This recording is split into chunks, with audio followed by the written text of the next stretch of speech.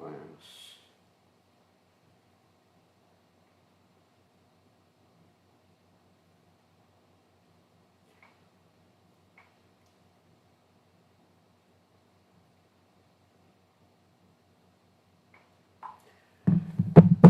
Okay, I think we are just about ready to roll.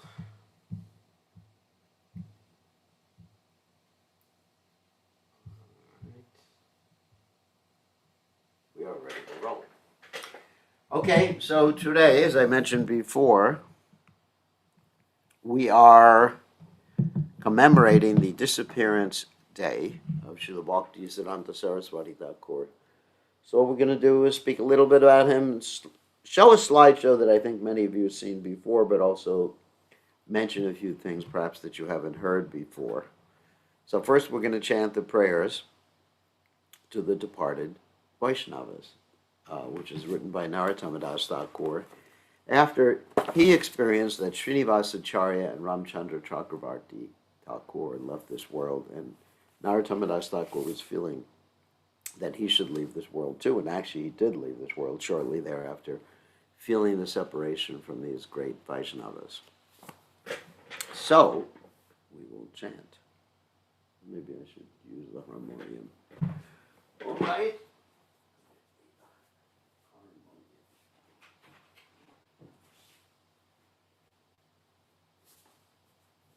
Harmonium. It's interesting. Harmonium, like it's actually similar word, pandemonium. Pandemonium, harmonium, and I'm sure there's other words that are related to that refer to sound vibration.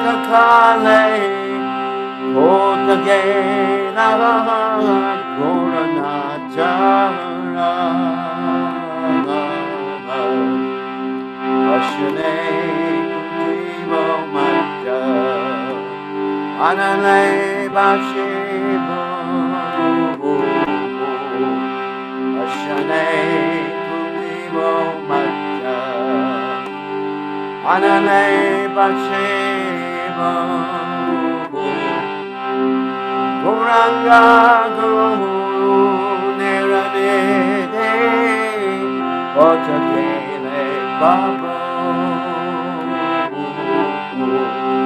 Goranga Guru Neranede Otakele Babo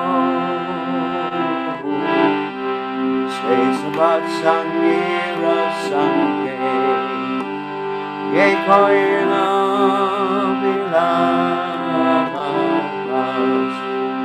Say Sabat Sangira Sange Oye Koila Bilamas Say Sangana Pai Bande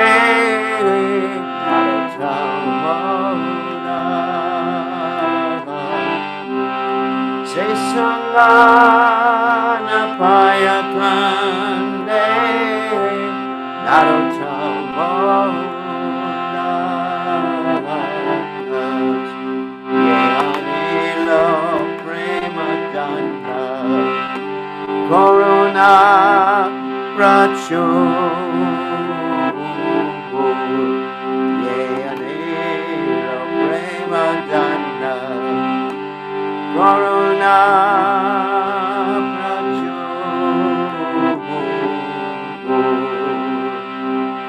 Jai Om Vishnupad Paramahansa Paravidikacharya also Teta Satashi Shimad His Divine Grace Abhaya Chalananda Bhaktivedanta Goswami Srila Prabhupada Ki Jai ISKCON Founder Acharya Srila Prabhupada Ki Jai Anandagoti Vaishnava Vrinda Ki Jai Namacharya Srila Haridas Thakur Ki Jai Prem Sekho Sri Krishna Chaitanya Prabhu Nityananda Shidwaita Gadadha Shivasadi Gaur Bhaktivinoda Gijaya Shri Shri Radhakrishna Gopi Gopinath Shyam Kunda Radhakunda Giri Govardhan Ki Jai Vrindavanam Ki Jai Maturadam Ki Jai Jagadava Sami Ki Jai Yamunamai Ki Jai Shrimati Lasi Devi Ki Jai Samaveda Bhakta Vrinda Ki Jai Gaur Premananda Hari Hari Bol. All glory is the assembled devotees. All glory is the assembled devotees, all glory is the assembled devotees, all glory is to Shri Guru and Gauranga. Srila Prabhupada Ki Jai, Nama Om Vishnu Padaya Krishna Prasthaya Bhutale. Shrimati Bhaktivedanta Swami Namani Namaste Saraswati Devi Gauravani Pacharni Nivashesha Shunyavadi Paschatya Deja Tarine Somaganata Midanda Shaganasha Shlakaya Chakshuram Meditam Yena Tasmai Shigurve Namaha. I offer my respectful obeisances unto the lotus feet of my spiritual master, His Divine Grace A.C. Bhaktivedanta Swami Srila Prabhupada, who so kindly opened my eyes with the torchlight of knowledge while I was blinded in the darkness of ignorance. Okay, Srila Prabhupada Ki Jai. So today is the commemoration of the disappearance day of Srila Bhakti Siddhanta Saraswati Thakur, the divine spiritual master of Srila Prabhupada, our founder Acharya of the International Society for Krishna Consciousness. So we'd like to speak a little bit. Actually, I should read the translation first. He who brought the treasure of divine love and was filled with compassion and mercy, where is such a personality as Srinivasa Acharya gone? Where are my Swarup Damodar and Rupa Goswami? Where is Sanatan? Where is Raghunath Das, the savior of the fallen? Where are my Raghunath Bhatta and Gopal Bhatta? And where is Krishnadas Kaviraj? Where did Lord Gauranga, the great dancer, suddenly go? I will smash my head against the rock and enter into the fire. Where will I find Lord Gauranga, the reservoir of all wonderful qualities? Being unable to obtain the association of Lord Gauranga, accompanied by all of these devotees, in whose association he performed his pastimes, Narottama Das simply weeps. So we will continue now with a discussion about Srila Bhakti Siddhanta Saraswati Thakur. Some of you are going to recognize this slideshow, which we have shown before. But commentary will be a little bit different. So, here we go. We share the screen. Govinda. Share Govinda's screen. Okay. Here we go. Okay, so this is Bhaktisiddhanta Saraswati Thakur, the spiritual master of Srila Prabhupada, and this is his disappearance day. So, before we continue, I want to mention, and actually this is part of the slideshow, that before Srila Bhaktisiddhanta Saraswati Thakur appeared, Bhaktivinoda Thakur, who is a Nityasiddha, a devotee, that means descended from the spiritual world, he was praying for Lord Chaitanya to send his right-hand man because he saw a lot of things going on in this world that were, well, getting ahead of ourselves, a lot of things going on in this world that he didn't like, a lot of deviations from Krishna consciousness. Because after Lord Chaitanya left this world, then you had the first generation devotees, the six Goswamis of Vrindavan, and then after that, you had devotees like Narottam Das Thakur, Shyamananda Pandit, and Srinivasacharya, who were very staunch devotees and had their disciples, and things started to go down. There's this principle called entropy, that even when you build something or establish something, I know it's used in science in a different way, but it's also used in other ways. If you look it up in the dictionary, things tend to disintegrate to less complex forms. So that's why you have to keep cleaning your house, because of entropy. That's why you have to keep fixing your computer. That's why you have to keep fixing your car, basically because of that. And that's why your body is getting old, because of entropy. So anyway, so Vaishnavism was held in ill repute in many parts of India because people were taking advantage of the philosophy of Krishna consciousness and misusing it for their own sense gratification or for insanity. And Bhaktivinoda Thakur was perceiving that, and that's why he prayed for Lord Chaitanya to send his right-hand man. And some of these types of insanity that we are talking about are described here. These are called Apa Sampradayas, basically false Sampradayas. One is the Jati Goswami, which means people born in a certain caste and called Goswami should be considered the inheritors of Krishna consciousness rather than people who understand Krishna consciousness. And many of these Jati Goswais, they took ownership of the temples in Vrindavan and sold off a lot of the property and used the money for their families, and a lot of that's still going on today. Another one is the Smarta Brahmanas. Smarta doesn't mean they're intelligent. It means they think that because they were born in a certain family, they should be Brahmins and the head of society, and everyone else is meant to serve them and pay for all their services. And that's not what Krishna says in the Gita. Krishna says, Chaturvarna Mayashishtam Gunakarma Bhagasham. One is known to be a Brahmin, Kshatriya, Vaishya, Shudra according to his qualities and work, not according to his birth. And even if one is known to be a Shudra, one actually gets the same respect in society and the same concept or the same opportunities to take up Krishna consciousness. There's no discrimination. Actually, like Ramananda Roy was considered a Shudra, and he was instructing Lord Chaitanya Mahaprabhu into the highest aspects of Krishna consciousness. And you have others like Narottama Das Thakur, etc. Then there's the Prakrita Sahajas who want to dance with their own gopis. They take everything very. I think they can understand Radha and Krishna, and sometimes they even have so-called loving affairs with gopis, their own gopis. And Gauranga Nagaras, these the Rasa Bas, who think that Lord Chaitanya is the enjoyer of the Rasa dance. Saki Beki, and these are Rasa Leela imitators who dress up as women. And this particular lady is not that attractive. I don't think any man is going to propose to her. Saki Beki, Atavadi, too great. Anyway, not exactly a superhero like that, but, they think they're great. Sufi, Tantric, Vaishnava, Syncretists, that means you combine the Sufi stuff, which is pretty much impersonalist, and you bring some Tantric stuff in. Don't want to mention what Tantra means. Some types of Tantra you eat from skulls. There's bona fide Tantra, too. Tantra simply means to connect one. But now we're talking about left-handed Tantra, in which you follow the regulative principles of eating meat and fish, yuck, taking intoxication, and having horrible sex life. And Kartibhaja, taking the guru as God, that's not a good idea. And Vaishnava Buddhist syncretists, I mean, people just combine everything, so it makes a mishmash of different things. So Bhaktivinoda Thakur was therefore praying for a right-hand man of the Lord to appear to stop all this nonsense. And so, the fourth son of Bhaktivinoda Thakur was Bimal Prasad. That's Bhaktivinoda Thakur's previous name.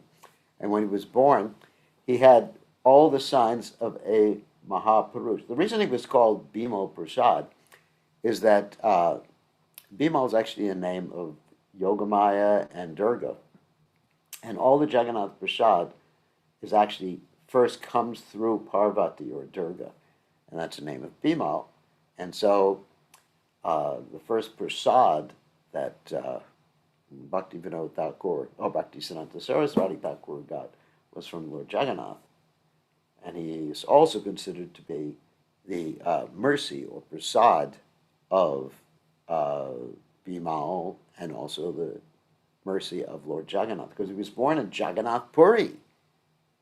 I mean, that's pretty auspicious. Jagannath Puri Kshetra, Puri Kshetra. So, when he was first born, he had the umbilical cord wrapped around his neck like a Brahman thread, and it's described that the mark of that umbilical cord remained on his body for his whole life. He appeared on February 6, 1874, and practically right after he was born, not right after he was born, during the grain ceremony, sorry. Actually, I got that wrong this morning when I was talking about it. So, during the grain ceremony, when he was supposed to get his first grains, the cart stopped in front of his house and wouldn't move for 3 days. This is somewhat like the pastimes of Chaitanya Mahaprabhu when the Rath Yatra was going on during Chaitanya Mahaprabhu's time. And the cart stopped and wouldn't move even when the king's elephants and men tried to pull the cart. And finally, Lord Chaitanya Mahaprabhu had to push the cart with his head, and the cart started to move. But imagine a cart not moving for 3 days. That's remarkable. So when the cart didn't move for 3 days, Bhagavati, who happened to be Bhaktisiddhanta Saraswati Thakur's mother, took advantage and brought her son up to the feet of Lord Jagannath. A garland from Lord Jagannath fell around the little boy, and the little boy was given grains by the pujaris there. And that were the first grains of Srila Bhaktisiddhanta Saraswati Thakur. And let's see, what are the stories? Oh, yeah. And he was so determined that even as a little boy, he was only like 3 years old, once upon a time he ate a mango. He saw a mango, and he just naturally, as a little kid, picked up the mango and started eating it. And his father said to him in a mild way, not really chastising, because you can't chastise a 2 or 3 year old boy. He said to him, don't you understand? You're supposed to offer your food. If you don't offer your food, you're actually only eating sin. And from that day forward, he took a vow of not taking a mango for the rest of his life. Wow. And even when he was old, and not extremely old, but old by estimation, because he didn't live in this world for very many years, but even when he was old, he refused to take a mango when it was offered by his disciples. And he would reply to his disciples that I am very sinful. I cannot take a mango. So very great determination. So when his father was excavating, that is Bhaktivinoda Thakur was excavating a temple, to build a temple, his father discovered this Kurma deity, and Bhaktisiddhanta Saraswati Thakur pretty much demanded to have this Kurma deity And his father then gave him initiation in some mantras to worship Lord Kurma. I mean, this wasn't his initiation in the sense that one is initiated by one's guru, because generally the parents do not initiate the child.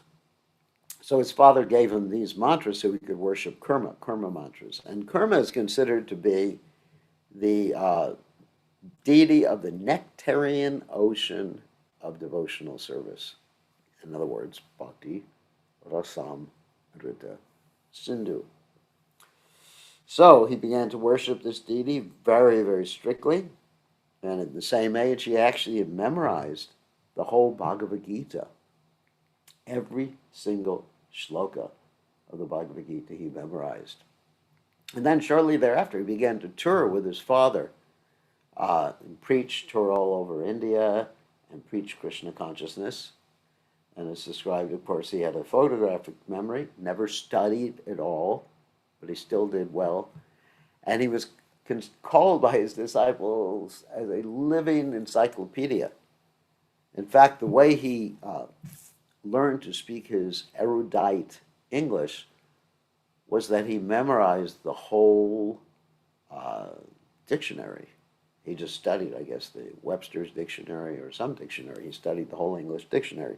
And he was using words that most English speakers would never understand. Prabhupada actually said that too. He said many times he could not understand what his spiritual master was saying in English because these words were so elevated. I remember the first time I read Bhakti Siddhanta Saraswati Thakur's commentary on the Brahma Samhita. I needed a dictionary. I said, wow, what does that word mean? Of course, now I know what those words mean. So he was so educated, he developed his own shorthand. And then at 13 years of age, this is a little before that, but at 13 years of age, he actually got Hari Nam initiation from his father, and also a Nrsimha mantra, because Lord Nrsimhadev is worshipped in order to get rid of the impediments in devotional service. Generally, we think Lord Nrsimhadev is worshipped to protect us, and that's true too. But really, the most important protection that we need is protection from Krishna's illusory energy from our anarthas like lust, anger, greed, illusion, envy, and all those other nice things that we are very attached to. And so here's the example about, or the explanation of him getting the Hare Krishna Maha Mantra, Hare Krishna, Krishna Krishna, Hare Hare, Hare Rama, Rama Rama, Hare Hare, and learning how to worship Lord Nrsimhadev with the Nrsimha mantra. Okay. Then he established, when he went to school, what's called the August Assembly. That doesn't mean the month of August. August means like elevated. The August Assembly, in which everyone who was a member was taking lifetime brahmachari vows. But, he was the only one who remained a brahmachari for his whole life. And so then he attended college. And it's an interesting story about his college, 1892 to 1895. So while he was attending college, he had an argument with the astronomy or astrology professor. And they decided, well, to settle that argument, they would have a public debate between him and the astrology professor. So they had a public debate, and he defeated the astronomy professor. And then after that, he had a really interesting verbal discussion with the principal, and the principal kicked him out. That's the story. He also wanted to be kicked out. And why did he want to be kicked out? He explains elsewhere that had he remained in the university and graduated, there would have been so much pressure put on him to get married. And he thought, well, if I leave, then people will think, no, why get this worthless guy married? So he did that. Actually, Prabhupada never got his graduation either from his university. Prabhupada finished the university but never attended the graduation. because Prabhupada was protesting on behalf of Mahatma Gandhi's movement. So Srila Bhaktisiddhanta Saraswati Thakur said he wanted to have some honest occupation that would not entangle him. So in the beginning, he did take an honest occupation. He worked with the king of Tripura, both in Calcutta and also in Tripura, managing some of the affairs for the king of Tripura, and because he was an expert manager. And this is from 1895 to 1905. At the same time, he was studying astrology and published an edition of the Surya Siddhanta. Surya Siddhanta is the authorized Vedic text on astrology, which actually differs to quite an extent from most so-called Vedic astrologers today. But this is authorized. And in addition, he published a calendar called the Navadvip Panjika, which basically we use today in a computerized form. So what is this Navadvip Panjika? It tells when the appearance days and disappearance days and Janmashtami is, etc., each year. Because the Vedic calendar is based upon the moon cycles rather than on the sun's months. So therefore, you have to really adjust it each year, and also adjust the times of breaking a fast, adjust the time of doing different things, and it's really a lot of calculation. And in the International Society for Krishna Consciousness, we have a whole division that is supported by the BBT called the Vaishnava Calendar Committee, VCC. It publishes a calendar and a computer program by which every devotee can calculate a calendar for their particular locale. So it's a very important thing. So he established this. And as I mentioned, he worked for the king of Tripura. That's not Bhaktisiddhanta Saraswati Thakur. That's Maharaj Bir Bikram. That's not me. I'm Bir Krishna Goswami, not Bir Bikram. And he established honesty in the king's service. Then he went to reside in Jagannath Puri with his father. And even before that, he started to follow Chaturmasha. And he was following Chaturmasha in such a way that he would only eat once a day, like rice with a little ghee on it. And he would eat, like they say, like a duck. What do I mean by that? Is that he would have the rice on a leaf on the floor, and he would have his hands behind him, and he would go down just once a day before the evening and put his face into the rice and eat the rice. And as soon as he got up, that was all he could eat. And that was it. And that's how we follow Chaturmash, not cutting his fingernails, not cutting his facial hair, hair on his head, and not even taking any shelter during the Chaturmash period. And this is a very, very strict way of observing Chaturmash. So while he was in Jagannath Puri, he was daily giving classes in the Chaitanya Charitamrita. And one of the people who was going to his class was named Radhacharan Das Babaji. Radhacharan Das Babaji really appreciated the classes given by Srila Bhakti Siddhanta Saraswati Thakur. And Radhacharan Das Babaji eventually came up with his own bogus apasampradaya, in which he invented this mantra, which basically says, don't do Sankirtan. It's Nitai Gaur Radhe Sham Japa Hari Krishna Hari Ram. It's Bhaja, sorry. Bhaja Nitai Gaur Radhe Sham Japa Radha Krishna, Japa Hari Krishna Hari Ram. So what that mantra says is that worship Nitai Gaur Radhe Sham, which is actually Rasa Bas. You're not supposed to combine Nitai Gaur with Radha Sham in one sentence like that. And also, then he said, only chant the Hare Krishna mantra softly like japa. And so, Srila Bhaktisiddhanta Saraswati Thakur got very disturbed by this Upasampradaya and started to criticize Radhacharan Das Babaji. And so Radhacharan Das Babaji was actually quite popular in Jagannath Puri. And so there was a riot. In fact, the life of Bhaktisiddhanta Saraswati Thakur was threatened. And Bhaktivinoda Thakur had to really send him out of Jagannath Puri just to protect him. And around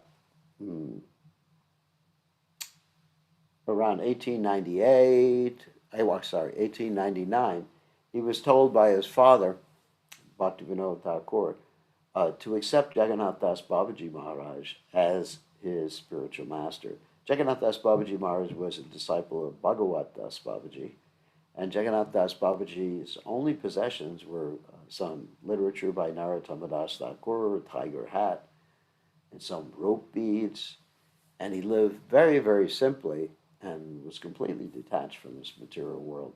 Previously, Jagannath Das Gorkashore Das Babaji Maharaj. So Gorkashore Das Babaji Maharaj previously was a grain merchant. He wasn't even from the Brahmin family.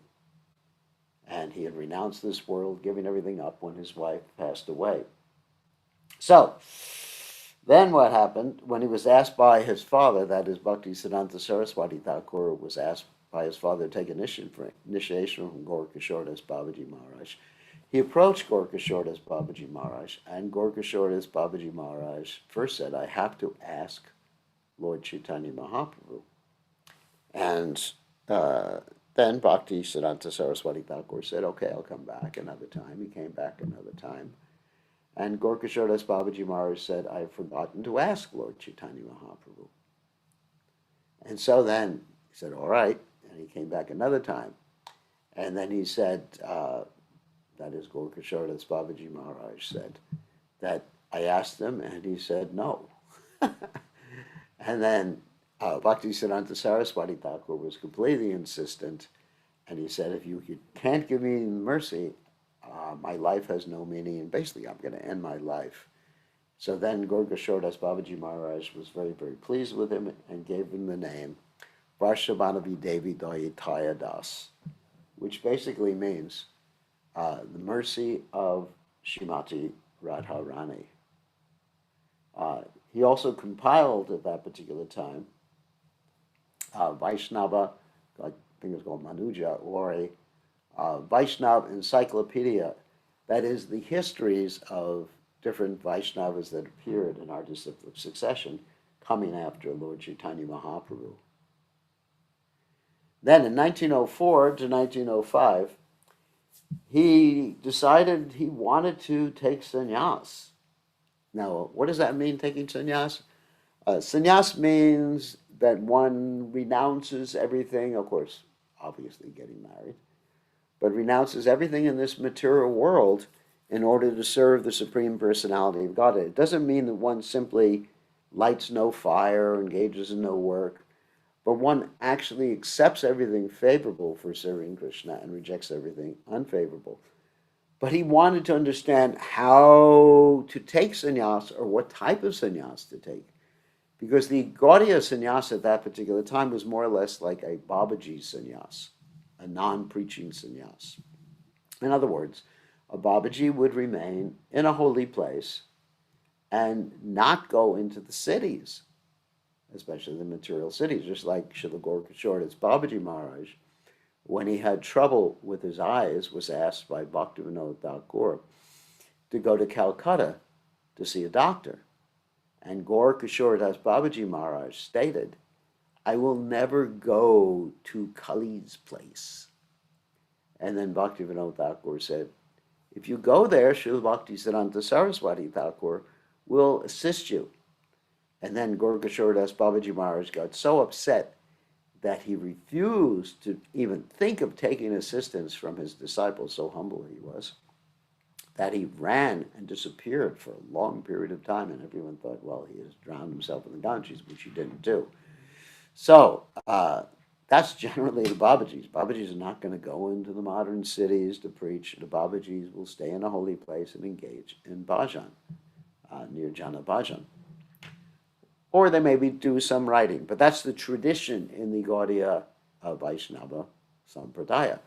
But Bhaktisiddhanta Saraswati Thakur, he didn't want to be tied up in that particular way. He wanted to go and preach, and he was ordered by Lord Chaitanya Mahaprabhu and the whole disciplic succession to go out and preach. And Lord Chaitanya Mahaprabhu and the whole disciplic succession said that they would actually assist him, and he would be very, very successful. So he wanted a type of sannyas that people would listen to, but not a type of sannyas that people would just have to, that would have to just go to a holy place and sit down and do no preaching. So he went to South India and studied sannyas from the Sri Sampradaya, and he adopted many of the different external signs of sannyasis from the Sri Sampradaya. And also he studied the Ramakrishna mission sannyasis, because they were also very, very popular at that time. The whole point is he wanted to accept a dress that would attract people or get people to hear. Similarly, Lord Chaitanya Mahaprabhu, at least the external reason for Lord Chaitanya's sannyas, was that Lord Chaitanya Mahaprabhu wanted people to listen to him and not disrespect him, because he was afraid if people disrespected him, they would be committing offenses. And Lord Chaitanya was thinking, I will not be fulfilling my mission of saving the most fallen. So Bhaktisiddhanta Saraswati Thakur accepted the dress or the type of sannyas as a preaching tool.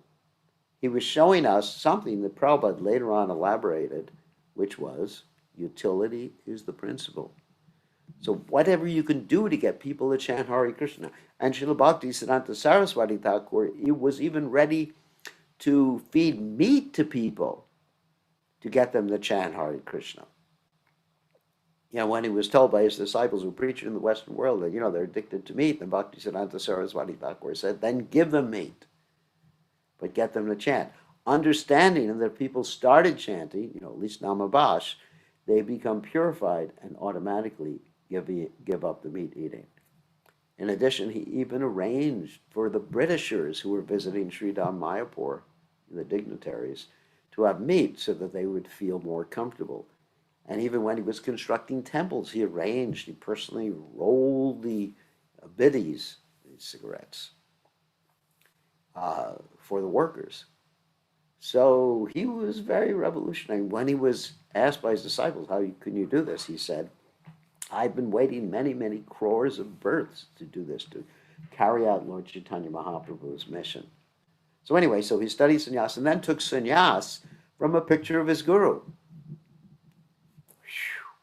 And then before he actually went out to preach, he took a vow to chant 192 rounds a day in Brajapatana. That's where the Gaudiya Math is, the Chaitanya Math is in Mayapur. And he was living in a hut with no covering on the roof, or a leaky roof. And when it started raining, he used an umbrella. He slept on the floor, engaged in tremendous, tremendous austerities, until he actually had that vision of Lord Chaitanya and all the acharyas telling him to go out and preach Krishna consciousness.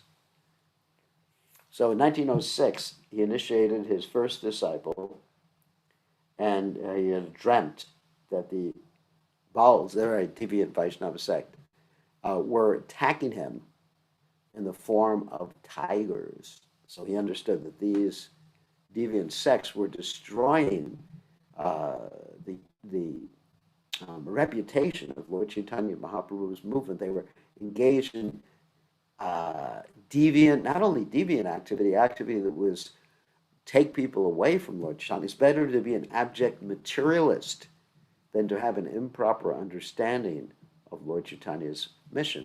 In the beginning of the Chaitanya Charitamrita, Krishnadas Kaviraj Goswami says, it's better to become an absolute materialist than to worship Lord Chaitanya and not Lord Nityananda, or to worship Lord Nityananda and not Lord Chaitanya. So it's better to be absolutely ignorant of Krishna consciousness and to misuse Krishna consciousness for one's personal aggrandizement. So, and many times, we didn't mention this before. Actually, we had mentioned this the other day, that there was this discussion years before uh, about the superiority of Brahmanas versus Vaishnavas. And this discussion, it was a big, big meeting, was actually organized by Bhaktivinoda Thakur's Diksha Guru, VPD Bihari Goswami. And when this discussion was being held, VPD Bihari Goswami was on the side of the Brahmanas, saying that Brahmanas are superior to Vaishnavas, or only a Brahmana can initiate, only a Brahmana can do fire sacrifices, only a born Brahmana can do fire sacrifices, only a born Brahmana can initiate. And when Bhaktivinoda Thakur heard about this controversy in this meeting, there was a debate that was going to be held, he didn't want to go because he didn't want to oppose the spiritual master. So he feigned sickness and sent his son, Srila Bhakti Siddhanta Saraswati Thakur. And Srila Bhakti Siddhanta Saraswati Thakur, he had this debate with Vipini Vihari Goswami and those who were, let's say, those who were ritualistic Brahmins, and he defeated them soundly. And during that debate, he also mentioned these Gora mantras, references in the Atharva Veda and other Vedic literatures that corroborate the fact that Lord Chaitanya Mahaprabhu is the Yuga Avatar and Lord Chaitanya is teaching the Yuga Dharma. So there are references in the Atharva Veda, and even the other day we were talking about references in the Sama Veda, and I'm not sure in the Yajur Veda, but the Sama Veda at least. And so we mentioned 1911, he established that Vaishnavas are superior to Brahmanas. And this is what I just talked about in Midnapura. And the crowds went wild. This is not a picture of the same thing, because obviously this is a color picture that occurred later on. Crowds went wild and wanted to touch his feet because he had defeated the ritualistic Brahmanas and the Sahajas and the Nityananda Vamsas and all those other deviants. And the crowds wanted to touch his feet, but the guards wanted to protect him, and they dunked his feet in water and sprayed water on the crowd, and the crowd went wild. So he established in 1911 the Vedic basis for accepting Lord Chaitanya as an incarnation of Krishna. And he published this book from the Samar, Yajur, Rig, and Atharva, from the 4 Vedas, and from the Upanishads, he established this. Then there were some conspiracies to kill him. What were those conspiracies? That once upon a time they attempted to poison him at a king's palace, and he refused to eat. Somehow or other, Krishna informed him of this also because the king was serving meat, so he refused to eat in a place where they were serving meat, and he only took a tulsi leaf, and he was not allowed to speak. So that's one attempt that was made to kill him. Another attempt was that they bribed a police officer with 25,000 rupees, and that's a lot of money. Nowadays, it would be like, phew, it would be like a lot more, probably like a crore of rupees, what's the equivalent today. A crore of rupees is like $200,000 or something like that right now. And the police officer said, normally we have no problems in taking bribes and allowing people to be killed, but you're a great saintly person, so we are not going to do it this particular time. And there was another time too, and this is very interesting, when he was going on pilgrimage in Mayapur and also Vrindavan, the ritualistic Brahmanas, they actually arranged for his parties to be stoned and for his life to be threatened. You know, he was the target. And so what happened is that in order to protect him, one of his disciples changed clothes with him. This disciple, who was Keshava Maharaj, who later on took sannyas, but at that particular point was wearing white dhoti. He changed clothes with Bhaktisiddhanta Saraswati Thakur, and basically they attacked him rather than Bhaktisiddhanta Saraswati Thakur. At least they didn't kill him, but they create a bloody mess that's described. There was blood running in the streets of Sridham Mayapur. And then later on, what happened is the press took his side, that means Bhaktisiddhanta Saraswati Thakur's side, and everything turned out advantageously for the mission of Srila Bhaktisiddhanta Saraswati Thakur because he got good press. In fact, it was on the front page of many of the prominent papers in India. And he remarked later, he said, we wouldn't have been able to afford to pay for such advertising otherwise. This is all Lord Chaitanya Mahaprabhu's plan. So even the opposition to Srila Bhaktisiddhanta Saraswati Thakur was utilized by Krishna to help Bhaktisiddhanta Saraswati Thakur in his mission. And he established what he called the Brihat Mridanga. Brihat Mridanga means the great Mridanga, because an ordinary Mridanga can only be heard for a short distance. But he felt that by distributing books, and of course this was borne out by other examples in other cultures where different philosophies such as the communist, uh, uh, let's say, revolution not in India, the communist revolution in Russia and other places occurred, that books were actually the basis. Like Prabhupada said, books are the basis, utility is the principle.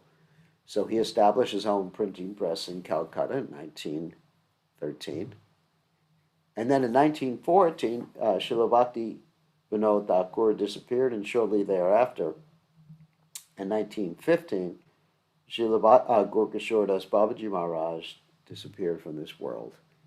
And when Srila Gorkashore Das Babaji Maharaj disappeared from this world, there was a whole fight between the different ashrams as to who would have his samadhi. Now, the reason they were fighting for the samadhi is because if you have a samadhi of a great personality like Gorkashore Das Babaji Maharaj, you get a lot of guests. And when you get a lot of guests, you get a lot of moolah. And for those who don't know what moolah means, it means money. And Srila Bhakti Siddhanta Saraswati Thakur called that as using the Shalagram Shila to crack nuts with. In other words, when you're interested in using the deity or using a samadhi to actually turn a profit, then that's irreligious. So there was a whole fight. So they were fighting, and Bhakti Siddhanta Saraswati Thakur said, I should have this samadhi because I'm his only disciple. And everyone else said, well, you're just a brahmachari. Actually, he was a sannyasi at that time. Yeah, he had taken sannyas. Anyway, but they just considered just like an ordinary brahmachari because he wasn't like in the Babaji order of life. And who knows whether you actually took initiation from him. We don't know that. We don't have any proof. And we're Babajis. We're in a higher order of life. We are actually Paramahansas. And so Srila Bhakti Siddhanta Saraswati Thakur said, okay, let's do a test. Anyone who has not had illicit sex life for 1 year can have the samadhi on his property. And the policeman who was sort of like mediating this whole dispute said, how will we know they're telling the truth? And Bhakti Siddhanta Saraswati Thakur said, we can trust them because if they lie in front of the samadhi, in front of the holy body of Bhakti, of Gorkashore Das Babaji Maharaj, they'll go to hell. So everybody was scared. Usually if you had some sort of conflict, that conflict would be mediated in front of the deity, and people were scared of lying before the deity. So no one came forward. So obviously everyone except Bhakti Siddhanta Saraswati Thakur had illicit sex during that last year. Then Bhakti Siddhanta Saraswati Thakur said, okay, anyone who's not had illicit sex for 6 months, no one came forward. 3 months, no one came forward. 1 month, no one came forward. 3 days, no one came forward, and they all started slinking away. Wow. And so then he established the samadhi of Gorkashore Das Babaji Maharaj. And as we mentioned before, at different times he had dreams assuring him of success. One particular dream he had at this point was the Panchatattva appearing before him, assuring him of success. Uh-oh. Someone is talking. Let me just mute you all again. Assuring him of success. And this is similar to the dream that Srila Prabhupada had of Krishna and his various incarnations rowing his boat across the Atlantic Ocean. So anyway, so there was fighting for the Samadhi. Let's go.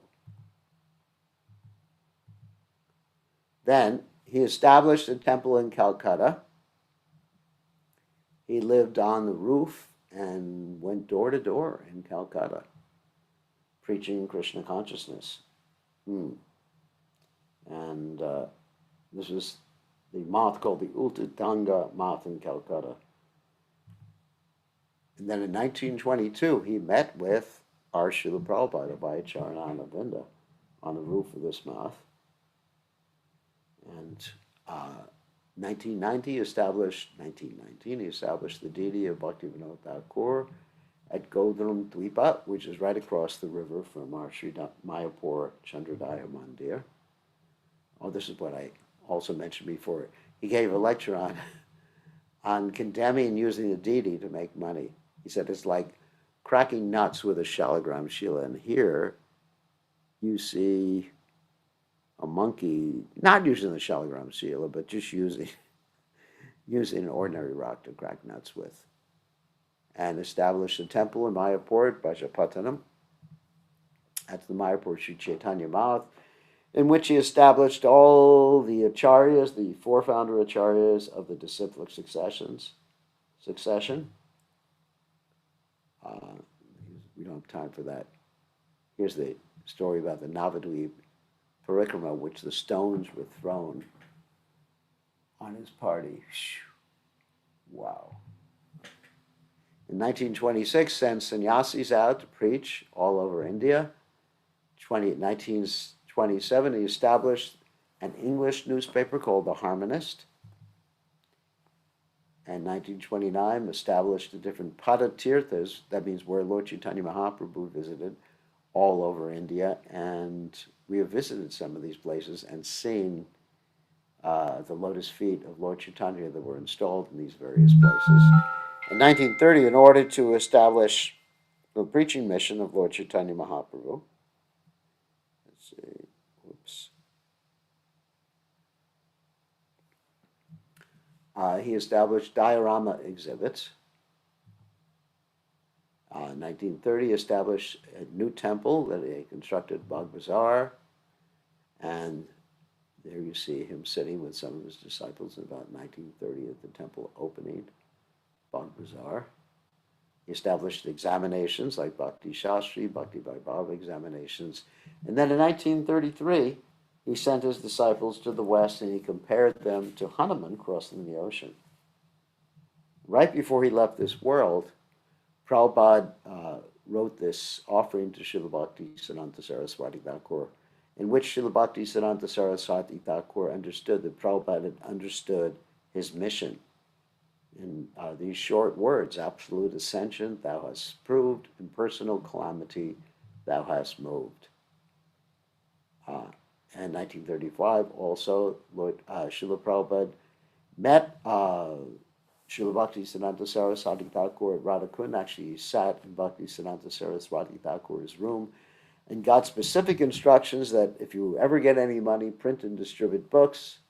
And also, he was told by Bhakti Siddhanta Saraswati Thakur that if he could print and distribute books, he was ready to sell the marble for the temples.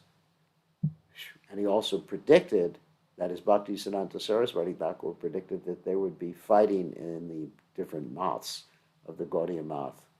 And he wanted Prabhupada to always remain separate and not get involved, even though Prabhupada's godbrothers, they were trying to pressure Srila Prabhupada to, let's say, move in the temple or become more involved in the central management of the Gaudiya Math Society. But Bhakti Siddhanta Saraswati Thakur said, leave him alone, in due course of time, he will do everything. This is the statement. Whatever I could, I did it because I took very seriously this Prabhupada statement that he's very sorry that these things were not done. He said there will be a fire in this Gaudiya Math. And there's the Bengali. If I can, I shall sell these marvels of this temple and convert them into books. That was his ambition. He started a very nice press, and this Tirtha Maharaj sold it July 26, 1976, Prabhupada's teaching. And then in 1936, there was the last preaching tour. And his last letter to our Srila Prabhupada was, I am fully confident that you can explain in English our thoughts and arguments to the people who are not conversant with the languages of the other members. This will do much good to yourself as well as to your audience. I have every hope that you can turn yourself into a very good English preacher. Whoops. If you serve the mission to inculcate the novel impression of Lord Chaitanya's teachings in the people in general, as well as the philosophers and religionists. And his last instructions to his disciples was, I advise all to preach the teachings of Rupa Raghunath, disciples of Lord Chaitanya, with all energy and resources. Our ultimate goal shall be to become the dust of the lotus feet of Sri Sri Rupa and Raghunath Goswamis. You should all work conjointly under the guidance of your spiritual master with a view to serve the absolute knowledge, the personality of Godhead. You should live somehow or other without any quarrel in this mortal world, only for the service of Godhead. Do not please give up the service of Godhead in spite of all dangers, all criticisms, and all discomforts. Do not be disappointed, for most people in the world do not serve the personality of Godhead. Do not give up your own service, which is your everything and all. Neither reject the process of chanting and hearing of the transcendental holy name of Godhead. You should always chant the transcendental name of Godhead with patience and forbearance like a tree, and humbleness like a straw. There are many amongst you who are well qualified and able workers. We have no other desire whatsoever. Summing up his mission, he was known as the Singha Guru, the Lion Guru. People were afraid of him if they were preaching bogus philosophy. He chastised people.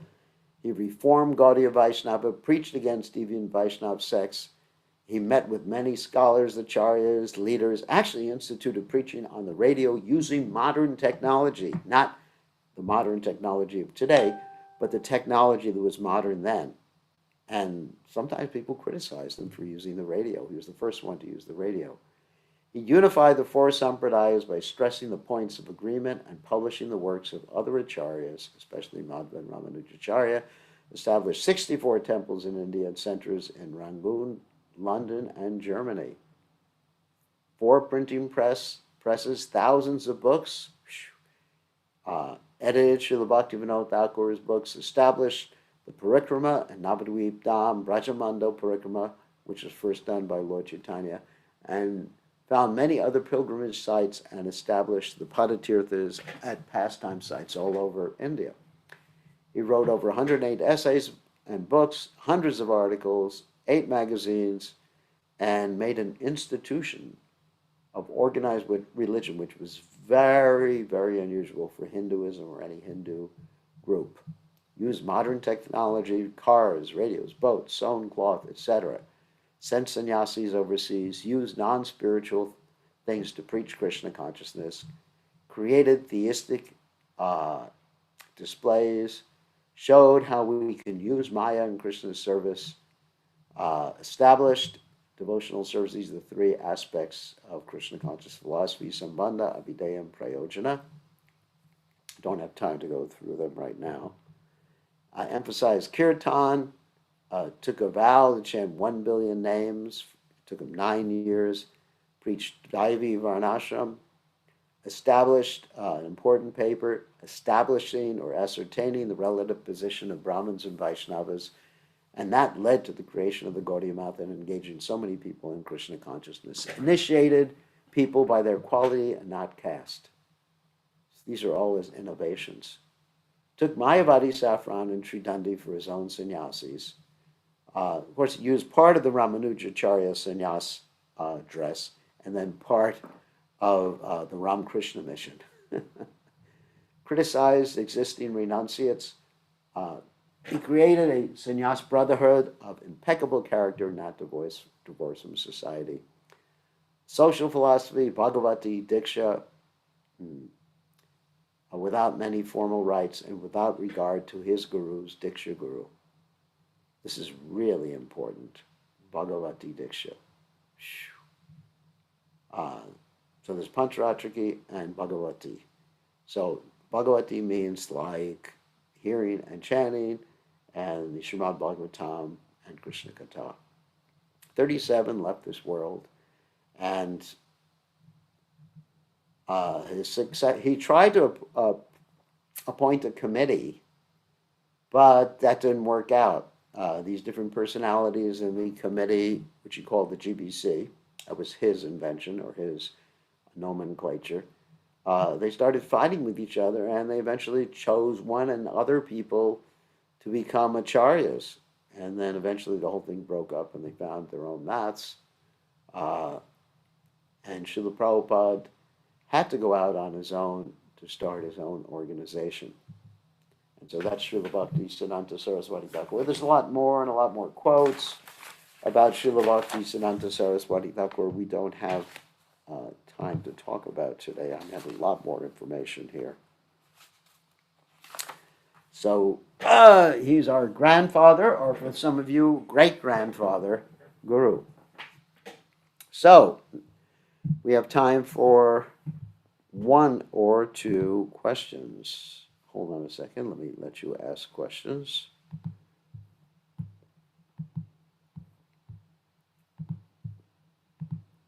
Okay. You are enabled to ask questions. Who wants to ask a question? Ask a question, Gurudev. Yeah. So, Srila Bhaktisiddhanta Saraswati Thakur initiated people according to their quality, but towards the end of his pastimes, he was disappointed in his disciples. So, what is?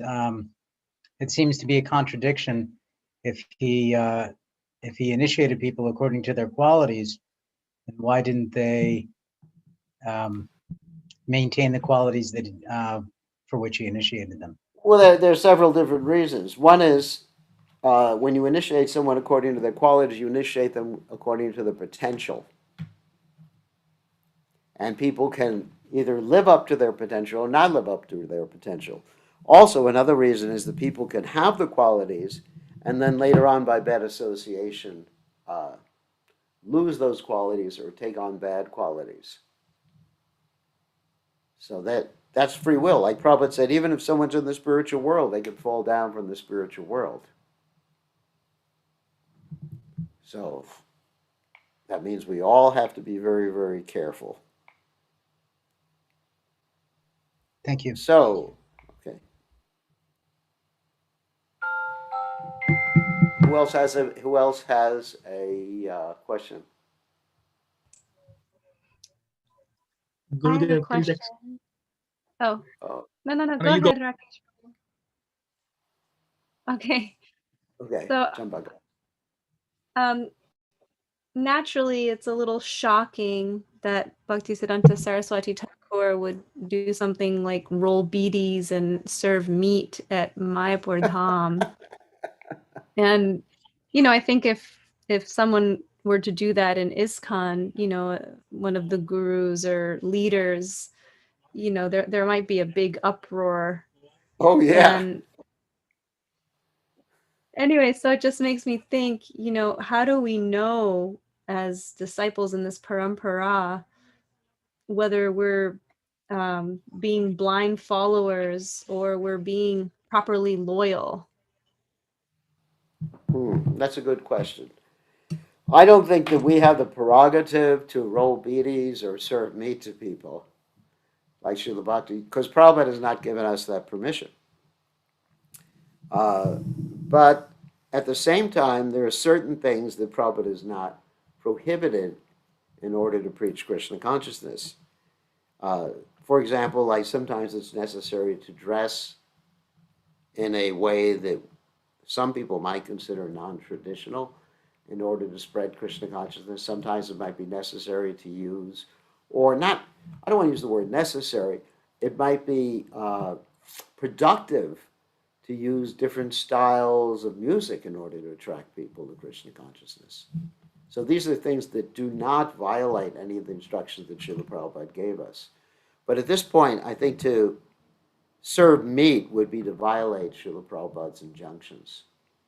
If we were to serve meat, As far as rolling biddies or biddies or whatever you call them, as far as rolling them, I remember recently we had some construction going on at the temple, and one devotee was having a fit because some of the construction workers were smoking. And I didn't buy their cigarettes for them, nor did I roll their cigarettes for them.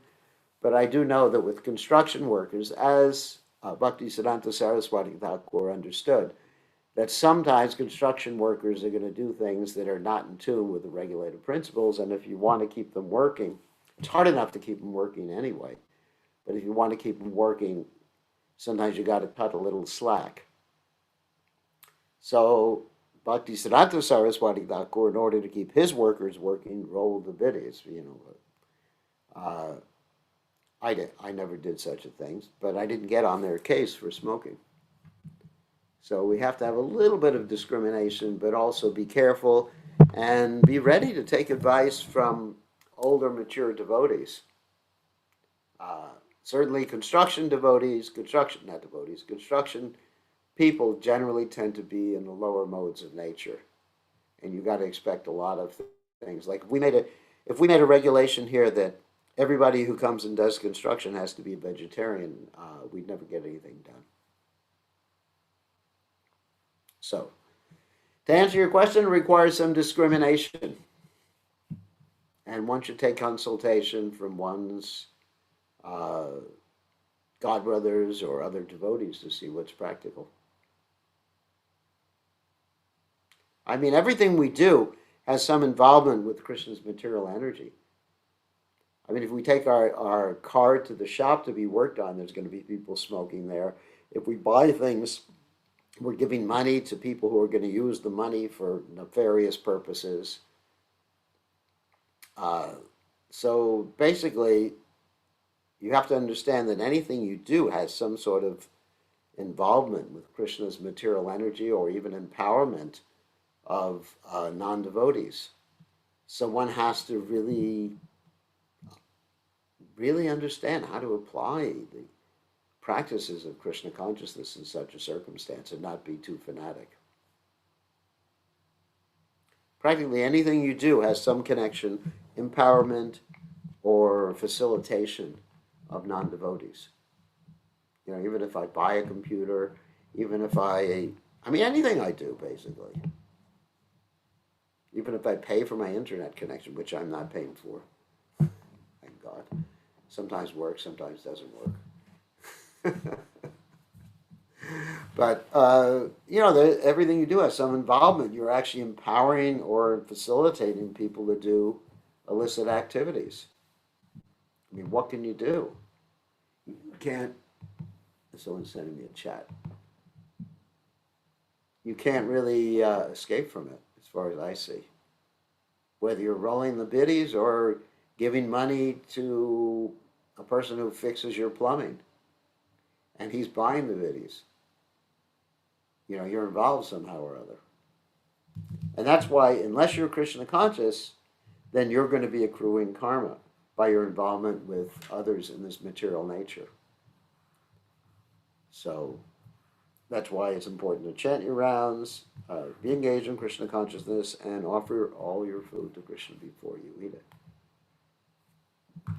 Okay, one other question.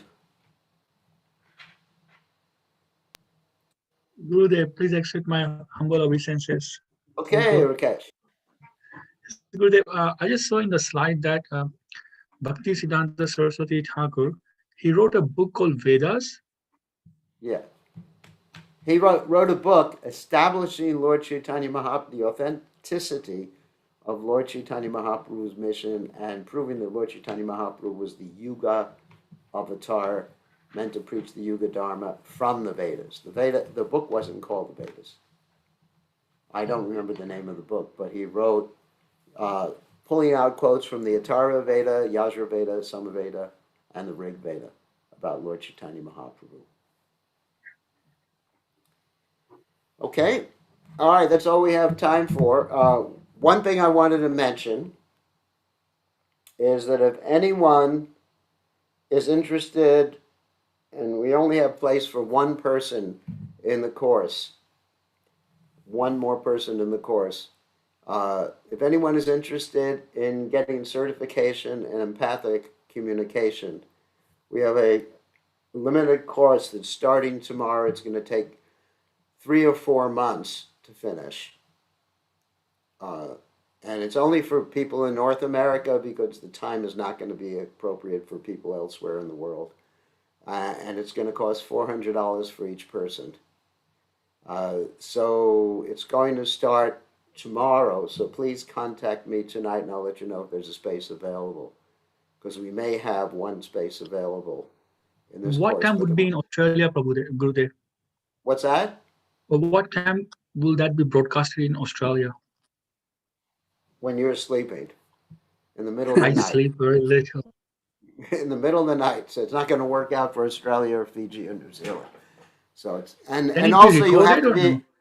it's not just for people, for anybody. It's for people who have already studied my book on empathic communication, who have applied the book on empathic communication, already practicing empathic communication. It's a trainer course. We're training the trainer or trainers.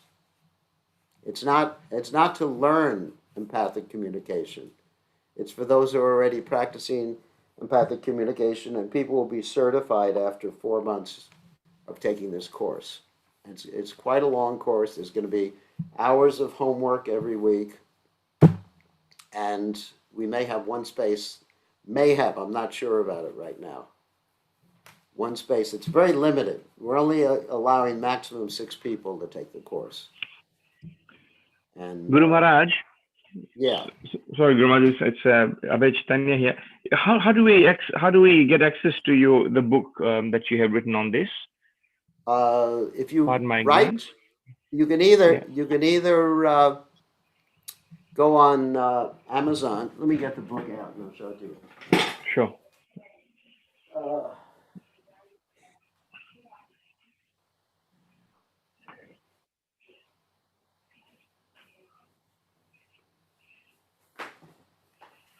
This is the book. It's Okay. called Realizing Our Empathic Nature Connected to Krishna. And it's available on Amazon.com, Right. either as a Kindle book or as a hard book, not hard, I mean, it's a soft book. Yeah. Like that on Amazon. And it's also, if anyone wants a PDF of it, they can email me and I'll send them a PDF of it. But this course is only for those who have thoroughly studied and practiced and are practically already teaching some of the aspects of empathic communication.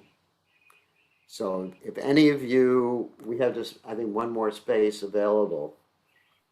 And it's quite a lengthy course, and it's going to be, and you really have to be familiar with the book first. So these are people who've attended my other training sessions.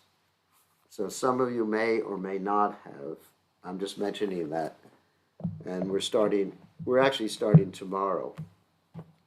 But this book is really important. We'll be having future training sessions too, but this one's going to be the first of several in which we're I Google, put it on What? Amazon, Gurudev. I couldn't find it. I'm just searching Amazon right now to buy it. I can't find it. Look at it under Realizing Our Empathic Nature Connected to Krishna. Not Found it. empathic Thank you. Found it. Thank you. It's not listed under empathic communication. It's listed under Realizing Our Empathic Nature Connected to Krishna. You Just see it? found it.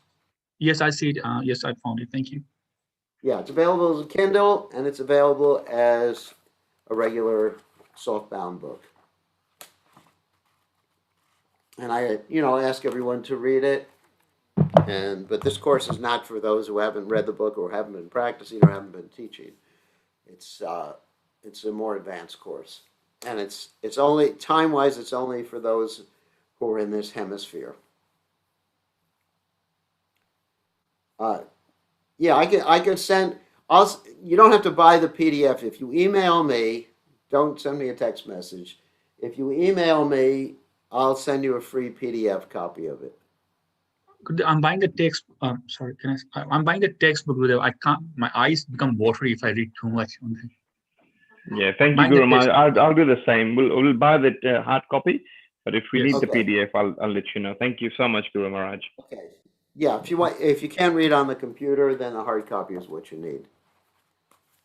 Like this. Pretty easy to read. It's in English. So, I guess that's it. All glories to His Divine Grace, Srila Prabhupada, Ki Jai. We'll see everybody tomorrow for the normal Chaitanya Charitamrita class. It's on Sunday for us, and Monday for some of you.